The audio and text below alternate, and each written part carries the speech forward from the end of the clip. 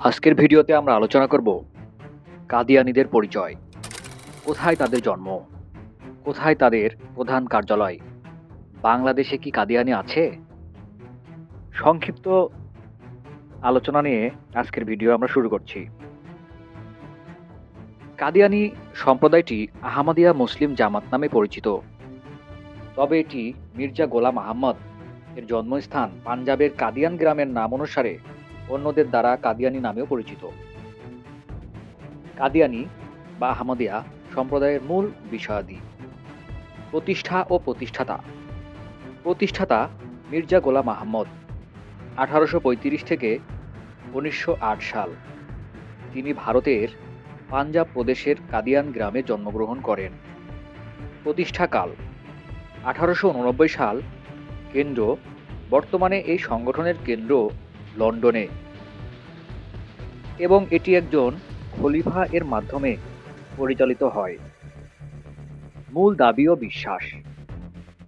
মির্জা গোলাম আহমদ নিজেকে বিভিন্ন সময়ে একাধিক গুরুত্বপূর্ণ ব্যক্তিত্ব হিসেবে দাবি করেন।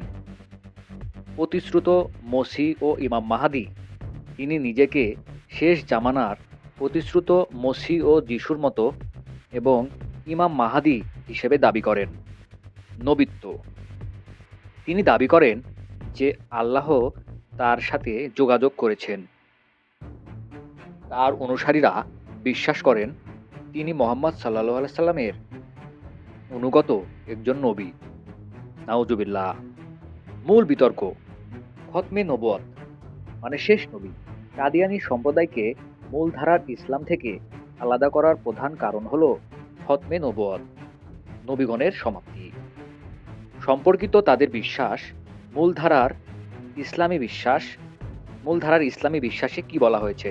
ইসলামী বিশ্বাস অনুযায়ী হযরত মুহাম্মদ সাল্লাল্লাহু আলাইহি সাল্লাম হলেন খাতামুন নাবিয়িন বা শেষ নবী এবং তারপরে আর কোনো নবী আসবেন না।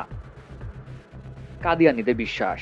কাদিয়ানীরা মুহাম্মদ সাল্লাল্লাহু আলাইহি সাল্লামকে শেষ নবী হিসেবে মানলেও তারা দাবি করে যে খতমে নবুয়ত বলতে নবুয়তের কালানুক্রমিক সমাপ্তি নয়, বরং এর পূর্ণতা এবং চূড়ান্ত নিদর্শনকে বোঝায়। তাদের বিশ্বাস অনুযায়ী মির্জা গোলাম আহমদ মুহাম্মদ সাল্লাল্লাহু আলাইহি সাল্লামের অনুগত নবী হিসেবে আবির্ভূত হয়েছেন। এই দাবির কারণে বিশ্বব্যাপী সকল আলেম ওলামা এবং মূলধারার মুসলমানরা কাদিয়ানীদের অমুসলিম বা কাফের মনে করেন, কারণ তারা মুহাম্মদ সাল্লাল্লাহু আলাইহি সাল্লামকে শেষ নবী হিসেবে মেনে নেওয়ার মৌলিক ইসলামী আকীদা বা বিশ্বাস লঙ্ঘন করেছেন। ইসলামিক চিন্তাবিদরা এটাই মনে করেন। পাকিস্তান সহ অনেক মুসলিম দেশেই তাদের অমুসলিম ঘোষণা করা হয়েছে। বাংলাদেশে অবস্থান। কাদিয়ানীদের বাংলাদেশের অবস্থান আছে। আহমদিয়া আন্দোলন বাংলায় বর্তমানে বাংলাদেশের ভূখণ্ডে আসে 1905 সালের দিকে। বাংলাদেশে আনুমানিক প্রায় 1 লক্ষ আহমদিয়া সদস্য রয়েছে বলে ধারণা করা হয়। বাংলাদেশে এই সম্প্রদায় আহমদিয়া মুসলিম জামাত বাংলাদেশ নামে সংগঠিত। কাদিয়ানী সম্পর্কে আরও বিস্তারিত আলোচনা জানতে আমাদের সঙ্গে থাকুন বা কমেন্ট বক্সে জানিয়ে দিবেন।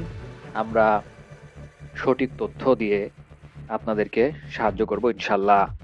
ভিডিওটি ভালো লেগে থাকলে অবশ্যই সাবস্ক্রাইব, লাইক, কমেন্ট, শেয়ার করে আমাদের পাশে থাকবেন।